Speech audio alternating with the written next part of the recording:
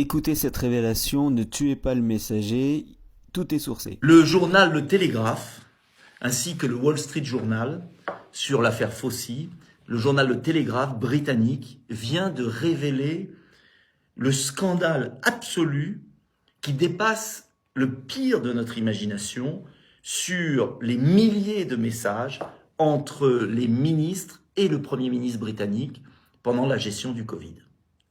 Alors ces messages sont effrayants de cynisme, car on découvre que le gouvernement britannique, comme sans doute le gouvernement français, si on avait les mêmes messages, savait qu'il manipulait l'opinion, qu'il mentait à l'opinion, qu'il ne s'appuyait pas sur des données scientifiques, comme il l'a dit.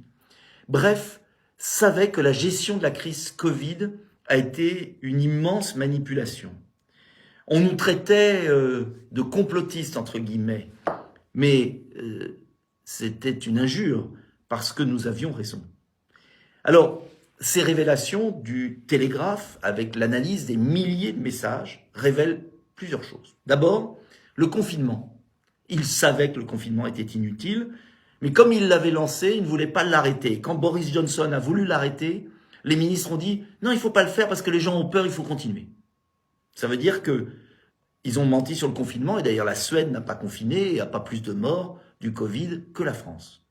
Deuxième point, summum du cynisme sur le masque pour les enfants.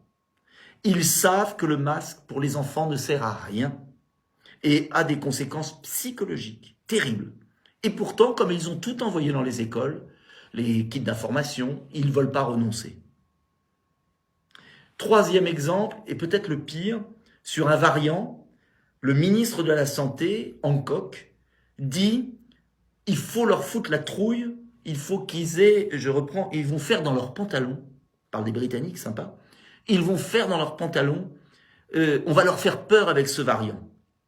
Donc on voit qu'un ministre de la Santé britannique agit exactement comme a agi M. Véran, M. Macron, en instrumentalisant le virus du Covid pour faire semblant de protéger et jouer sur la peur des opinions. Je regarde parce que j'ai marqué les points. Autre remarque ahurissante du ministre de la Santé sur le vaccin, où il dit il n'y a pas besoin de vaccin parce qu'il n'y a pas beaucoup de morts du Covid, contrairement à ce qu'on dit. Et puis le vaccin, la préparation, il faut qu'il soit sûr. Mais ça ne les a pas empêchés de commercialiser des vaccins, des injections qui se sont avérées dangereuses, avec des effets secondaires considérables. Et je persiste à demander une commission d'enquête sur le vaccin et sur les effets secondaires.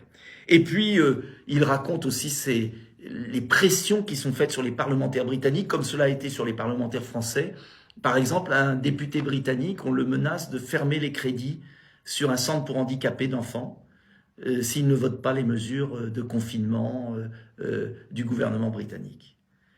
Cette dose de cynisme, on la retrouve aux États-Unis avec l'enquête actuelle de la Chambre des représentants, c'est-à-dire de la Chambre des députés, sur le fameux Fauci qui a menti, qui a voulu cacher et qui a détruit des papiers selon la Chambre des représentants, qui a voulu mentir sur l'origine du virus, car comme je l'avais dit, comme je m'étais interrogé, comme beaucoup s'étaient interrogés, ce virus apparaît aujourd'hui quasiment sûr, issu du laboratoire chinois de Wuhan, et non pas d'un croisement fantasmé entre une chauve-souris et je ne sais pas quoi.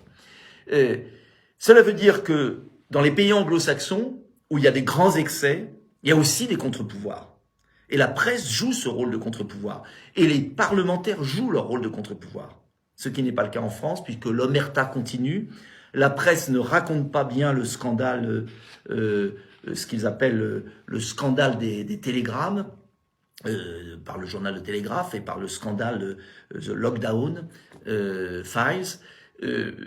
Aujourd'hui, le journal Télégraphe demande l'arrestation du ministre de la Santé. L'arrestation, les poursuites.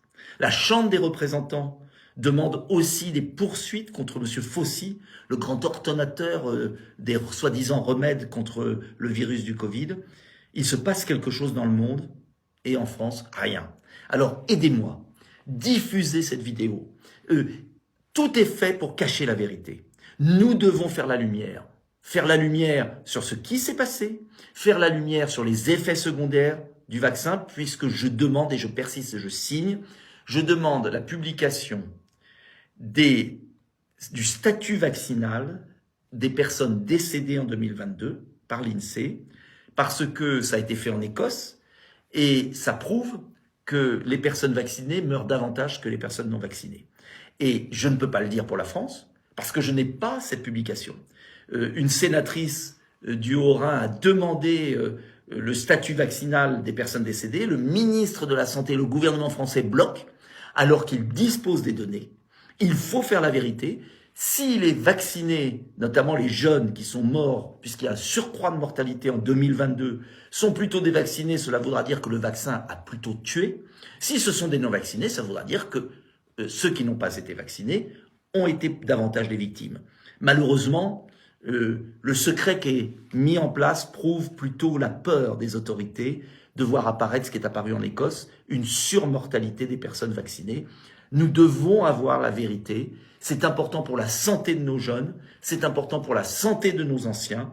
Je demande une commission d'enquête parlementaire et je demande que l'on ait le statut vaccinal des personnes décédées pour comprendre d'où vient le surcroît de mortalité 2022.